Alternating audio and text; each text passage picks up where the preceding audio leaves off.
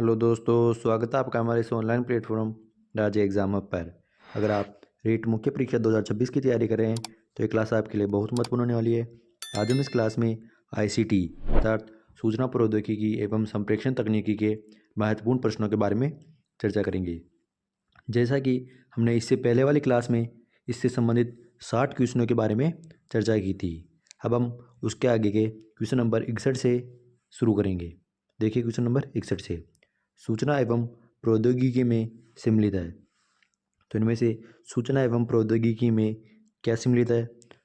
Online सीखना, Edusat के माध्यम से सीखना, वेब बेस्ड सीखना या उपयुक्त सभी। तो सूचना एवं प्रौद्योगिकी में ये उपयुक्त सभी सम्मिलित है। तो ऑप्शन नंबर डी उपयुक्त सभी इसका आंसर होगा। इंटरनेट क्या है? तो इंटरनेट क्या है? हार्डवेयर, सॉफ्टवेयर, प्रोग्राम या प्रोटोकॉल नेटवर्किंग। तो जो इंटरनेट है वह है प्रोटोकॉल नेटवर्किंग है। तो ऑप्शन नंबर डी इसका सही जवाब होने वाला है, प्रोटोकॉल नेटवर्किंग इंटरनेट है। संप्रेषण के लिए निम्नलिखित में से किसकी आवश्यकता नहीं है? तो संप्रेषण के लिए इनमें से किसकी आवश्यकता नहीं है?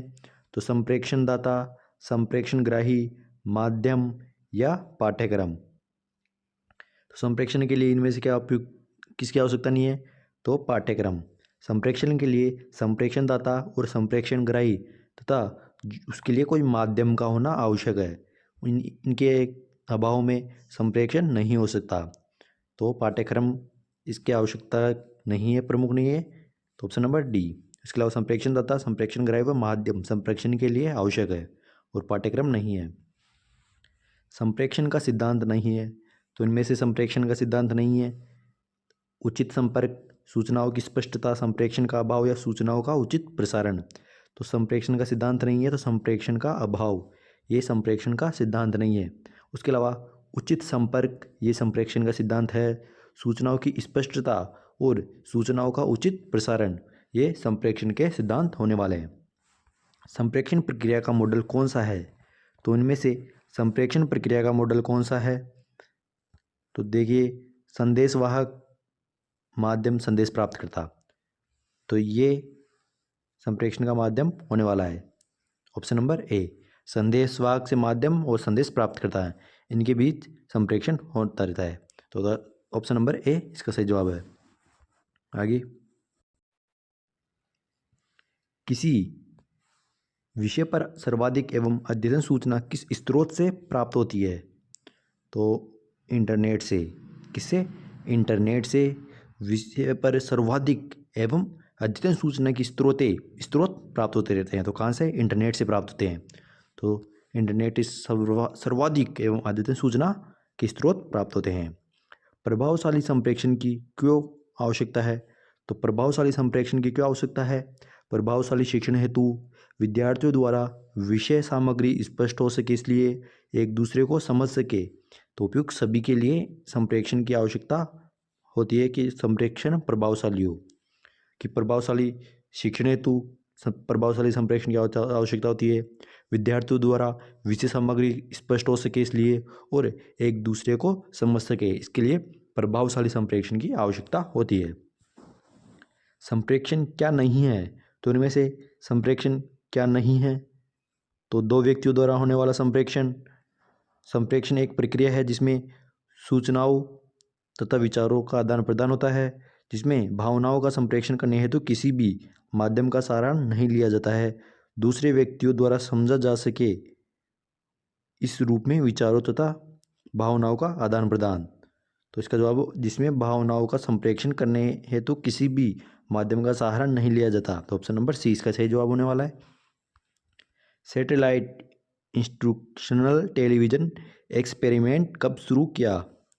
तो 1 अगस्त 1975 को। कब? 1 अगस्त 1975 को सैटेलाइट इंस्ट्रक्शनल टेलीविज़न एक्सपेरिमेंट शुरू किया गया। आईसीटी सह शिक्षण विधि प्रयुक्त करने पर।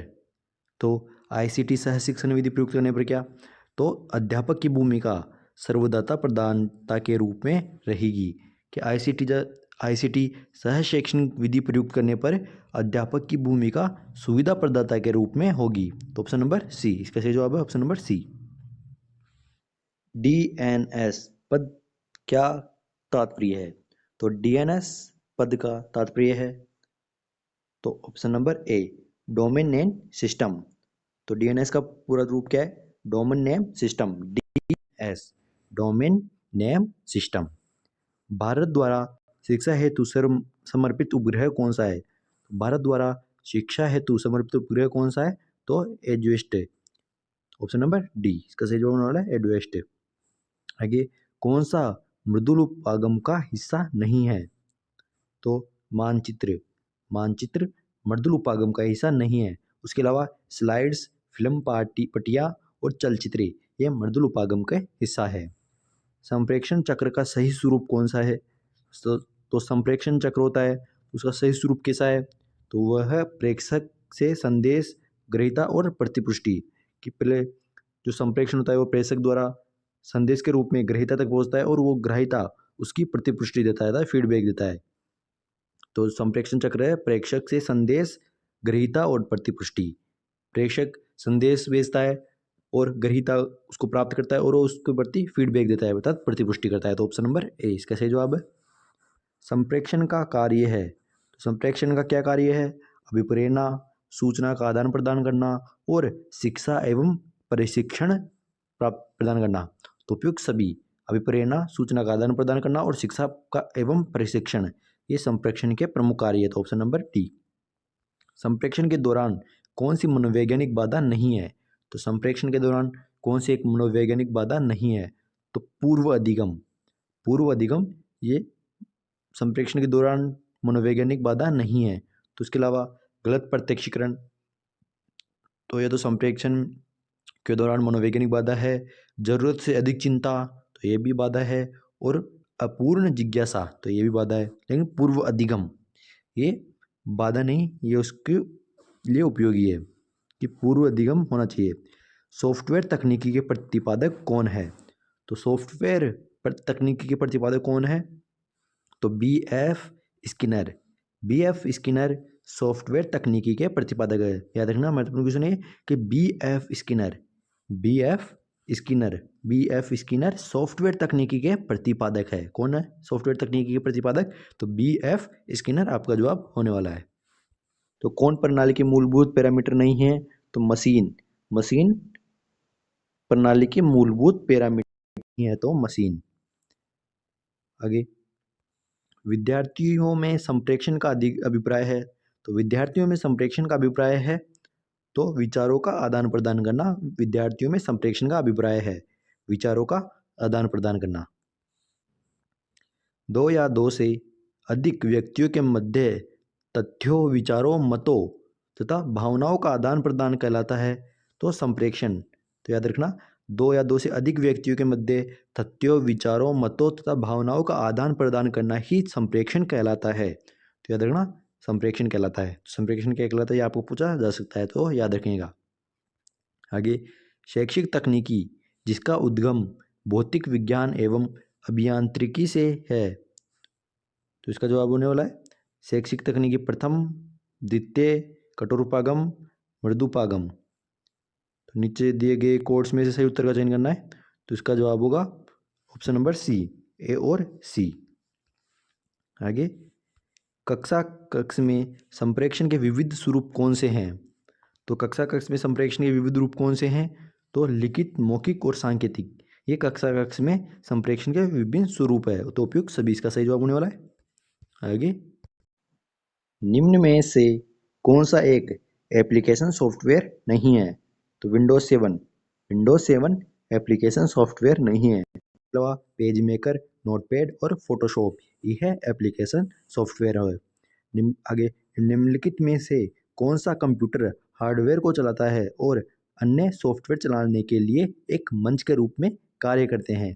तो वह है ऑपरेटिंग सिस्टम।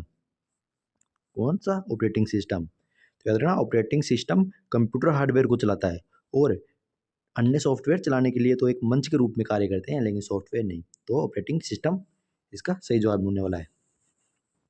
एक आउटपुट डिवाइस का एक उदाहरण है, तो आउटपुट डिवाइस का उदाहरण क्या है इनमें से?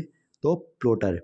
क्या? प्लॉटर, प्लॉटर आउटपुट डिवाइस है। तो याद रखना प्लॉटर आउटपुट डिवाइस है, तो ऑप्शन नंबर बी इसका सही जवाब होने वाला है। निम्न में से कौन सी कंप्यूटर सिस्टम की एक सीमा है? तो इनमें से कौन सी एक कंप्यूटर सिस्टम की सीमा है? तो बुद्धि का अभाव। बुद्धि का अभाव कंप्यूटर सिस्टम की एक सीमा है। तो याद रखना, बुद्धि का अभाव। निम्न में से कौन सा एक सिस्टम सॉफ्टवेयर है? तो ऑप्शन नंबर ए अभी तो आया था ये विंडोज 7 वाला। मेनफ्रेम कंप्यूटर बहुत सस्ते हैं, इस कथन का उत्तर निम्न विकल्पों में से चुनिए। तो मेनफ्रेम कंप्यूटर बहुत सस्ते हैं, तो ये बात गलत है। मेनफ्रेम कंप्यूटर बहुत सस्ते नहीं है। कौन सा कंप्यूटर वर्गीकरण नहीं है? तो इनमें से कौन सा कंप्यूटर वर्गीकरण नहीं है? तो मैक्स फ्रेम। क्या मैक्स फ्रेम ये कंप्यूटर का वर्गीकरण नहीं है। बाकी मेन फ्रेम, मिनी और नोटबुक ये कंप्यूटर वर्गीकरण है, लेकिन मैक्स फ्रेम ये है कंप्यूटर वर्गीकरण नहीं है। याद रखना। सबसे तेज कंप्यूटर कौन सा है? सबसे तेज कंप्यूटर कौन सा है? तो सुपर कंप्यूटर। सुपर कंप्यूटर सबसे तेज कंप्यूटर है। याद रखना, सुपर कंप्यूटर सबसे तेज कंप्यूटर है। डेजी व्हील प्रिंटर का एक प्रकार है, तो इनमें से कौन सा डेजी व्हील प्रिंटर का प्रकार है? तो इम्पैक्ट प्रिंटर। क्या impact printer? Impact printer Daisy wheel printer का उदाहरण है। तो impact printer Daisy wheel printer का एक प्रकार है। तो याद रखना। निम्न में से कौन सी मेमोरी प्रति सेकंड कई बार रिफ्रेश होती है? तो इनमें से कौन सी मेमोरी प्रति सेकंड कई बार रिफ्रेश होती है? तो डायनामिक रैम। डायनामिक रैम प्रति सेकंड कई बार रिफ्रेश होती रहती है। तो डायनेमिक रैम। याद रखना, डायनेमिक रैम मेमोरी प्रति सेकंड कई बार रिफ्रेश होती है। आगे, रैम से अधिकाधिक प्रयोग में ली जाने वाली जानकारी को संग्रहित करने के लिए कौन सी मेमोरी का उपयोग किया जाता है? तो कैश मेमोरी। याद रखना, कैश मेमोरी अधिकाधिक ये मेमोरी रैम से अधिक प्रयोग में ली जाने वाली जानकारी को संग्रहित करने के लिए कैश मेमोरी का उपयोग किया जाता है। तो याद रखना, कैश मेमोरी इसका सही जवाब है ऑप्शन नंबर ए। एक ऑप्टिकल इनपुट डिवाइस जो कागज पर पेंसिल द्वारा लिखी जानकारी को स्कैन और पढ़ता है। तो एक ऑप्टिकल इनपुट डिवाइस जो कागज पर पेंसिल द्वारा लिखी गई जानकारी को स्कैन करता है और पढ़ता है, तो वह है OMR। क्या OMR?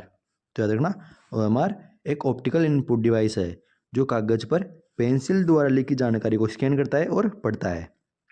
निम्न में से कौन सी मेमोरी अस्थिर प्रकृति की है? तो इनमें से कौन सी मेमोरी अस्थिर प्रकृति की है? तो वह है रैम। रैम एक अस्थिर प्रकृति की मेमोरी है। तो ऑप्शन नंबर ए, रैम। याद रखना, रैम अस्थिर प्रकृति की मेमोरी है।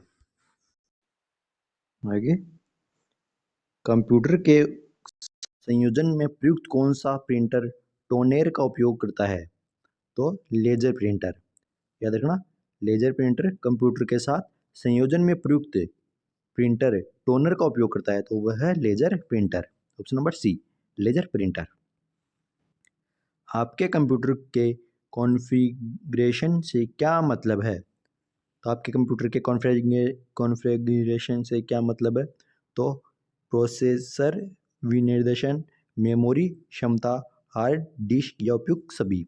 तो आपके कंप्यूटर में कॉन्फ़िगरेशन से मतलब है प्रोसेसर निर्देशन, मेमोरी क्षमता और हार्ड डिस्क, तो उपयुक्त सभी इसका सही जवाब है।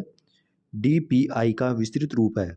तो इनमें से DPI का विस्तृत रूप है तो डॉट प्रति इंच। DPI का पूर्ण रूप क्या है? डॉट प्रति इंच। याद रखना, मतलब में डॉट प्रति इंच DPI का पूर्ण रूप है। डॉट प्रति इंच DPI। इनमें से असत्य कथन को पहचानना है। आप रिसाइकल बिन में हटाए गए फाइलों को पा सकते हैं। यदि आपको कभी ज़रूरत है तो रिसाइकल बिन से किसी भी फाइल को पुनर्स्थापित कर सकते हैं। आप रिसाइकल बिन में फाइलें भेजकर डिस्क की रिक्त स्थान बढ़ा सकते हैं, या आप राइट क्लिक कर सकते हैं और इम्पेटरी रिकलर बिन को रिसाइकल बिन को चुनकर एक बार में रिसाइकल बिन को साफ कर सकते हैं। तो इनमें से कौन सा कथन सत्य है? तो आप रिसाइकल बिन में फाइलें भेजकर डिस्क की रिक्त स्थान बढ़ा सकते हैं, यह कथन गलत है। तो ऑप्शन नंबर सी इसका सही जवाब है। असत्य कथन छांटना था। उसके अलावा आप रिसाइकल बिन में हटाई गई फाइलों को पा सकते हैं, यह कथन सत्य है। यदि आपको कभी ज़रूरत है तो रिसाइकल बिन में किसी भी फाइल को पुनर्स्थापित भी आप कर सकते हैं, ये बात भी सही है। और आप राइट क्लिक कर सकते हैं और इम्पैक्ट रिसाइकल बिन को चुनकर एक बार में रिसाइकल बिन को साफ भी कर सकते हैं। तो ऑप्शन नंबर सी इसका असत्य, ये कथन है असत्य है। आगे, निम्न में से कौन सा operating system graphical user interface का एक उदाहरण नहीं है? तो इनमें से graphical user interface GUI graphical user interface का उदाहरण नहीं है, तो वह है यूनिक्स। क्या? यूनिक्स ग्राफिकल यूजर इंटरफेस का उदाहरण नहीं है। उसके अलावा विंडोज 8.1, मैक OS और लिनक्स एक ग्राफिकल यूजर इंटरफेस के उदाहरण है, लेकिन यूनिक्स नहीं है। निम्न में से कौन सा एप्लीकेशन सॉफ्टवेयर नहीं है? तो ये इनमें से कौन सा एप्लीकेशन सॉफ्टवेयर नहीं है? तो विंडोज एक्सपी एप्लीकेशन सॉफ्टवेयर नहीं है। उसके अलावा VLC मीडिया प्लेयर ये तो एप्लीकेशन सॉफ्टवेयर है। एडोब रीडर ये भी है, और फोटोशॉप ये भी एप्लीकेशन सॉफ्टवेयर है, लेकिन विंडोज एक्सपी नहीं है। आगे, टास्क बार का एक छोटा सा हिस्सा जिसमें पृष्ठभूमि में चलने वाले एप्लीकेशन को के आइकन है और इस पर दिनांक और समय प्रदर्शित किया गया है। तो उस टास्क बार का एक छोटा सा हिस्सा जिसमें पृष्ठभूमि चलने वाली एप्लीकेशन को क्या आइकन है, क्या एप्लीकेशन के आइकन है और उस पर दिनांक और समय प्रदर्शित किया गया है, तो वह क्या है? तो याद रखना वह है सिस्टम ट्रे। तो उसे क्या कहते हैं? तो सिस्टम ट्रे कहते हैं उसको। निम्न में से कौन सा ऑपरेटिंग सिस्टम मल्टी स्कैनिंग को वास्तव में लागू नहीं करता है? तो MS-DOS ये है ऑपरेटिंग सिस्टम मल्टीटास्किंग को वास्तव में लागू नहीं करता है, तो वह है MS-DOS। आगे, निम्न में से कौन से विंडोज में प्रारंभ बटन नहीं है? तो निम्न में से कौन से विंडोज में प्रारंभ बटन नहीं है? तो विंडोज 8 में प्रारंभिक बटन नहीं है। आगे, निम्न में से कौन सा ऑपरेटिंग सिस्टम नहीं है? तो इनमें से कौन सा एक ऑपरेटिंग सिस्टम नहीं है? तो वह है ओरेकल। क्या? ओरेकल ये ऑपरेटिंग सिस्टम नहीं है। उसके अलावा डोस, लिनक्स और विंडोज ये है ऑपरेटिंग सिस्टम है। आगे, एक उस डिस्क पर नामित स्थान है जहां फाइलों को संग्रहित किया जाता है, तो वो है फोल्डर। क्या? Folder. Option number A. In Windows the start button can be used, अर्थात विंडोज़ में स्टार्ट बटन का उपयोग इसके लिए किया जा सकता है।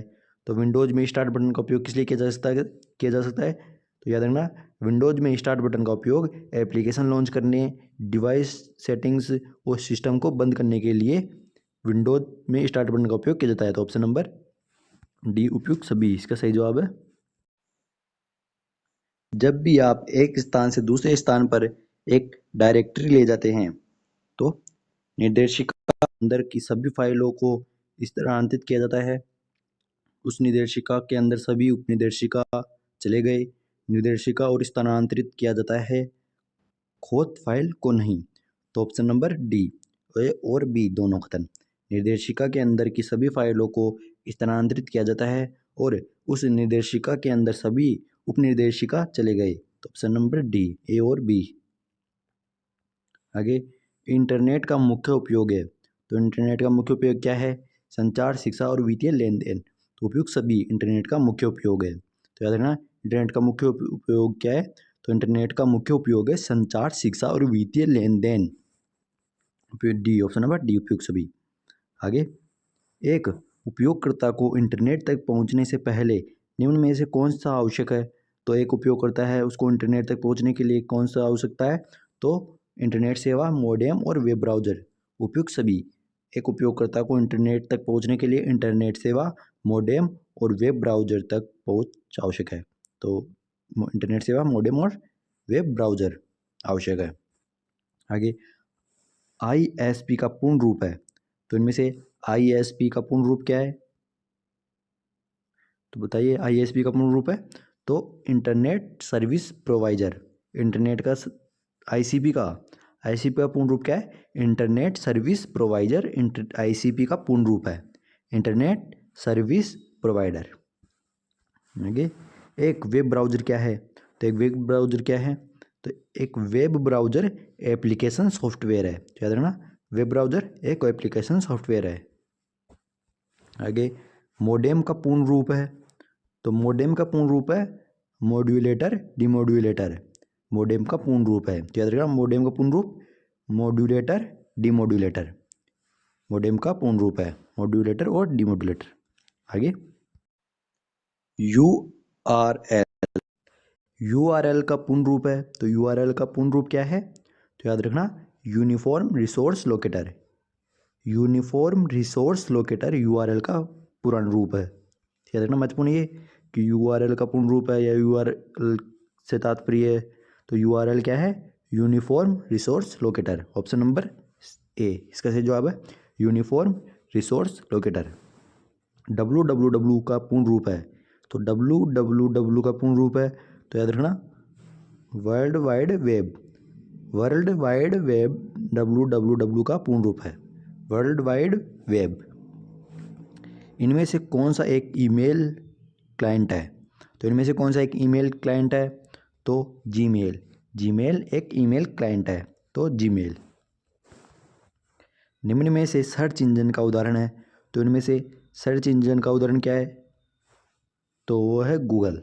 गूगल एक सर्च इंजन का उदाहरण है। उसके अलावा पेटीएम, फ्लिपकार्ट ये कोई सर्च इंजन के उदाहरण नहीं है, लेकिन गूगल सर्च इंजन का उदाहरण है।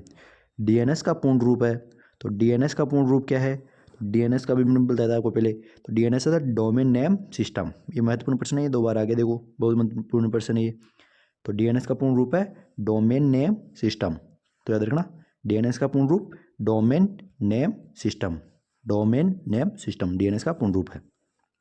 आगे PMJDY अर्थात प्रधानमंत्री जनधन योजना खाते को खोलने के लिए कितनी न्यूनतम राशि आवश्यक है, तो वह है 0 शेष राशि। अर्थात प्रधानमंत्री जनधन योजना खाते को खोलने के लिए कोई आज राशि आवश्यक नहीं है, उसके लिए न्यूनतम राशि है 0, अर्थात कोई राशि दे नहीं है, तो 0 राशि इसका सही जवाब होने वाला है। तो आज की क्लास यहीं समाप्त होती है, आगे की चर्चा अगली क्लास में करेंगे। तब तक के लिए अगर आपने हमारे यूट्यूब चैनल राज एग्जाम हब को सब्सक्राइब नहीं किया है तो सब्सक्राइब कर देना, वीडियो को लाइक कर देना और क्लास को अपने दोस्तों तक भी शेयर कर देना। आगे की क्वेश्चनों की चर्चा अगली क्लास में करेंगे, तब तक के लिए धन्यवाद।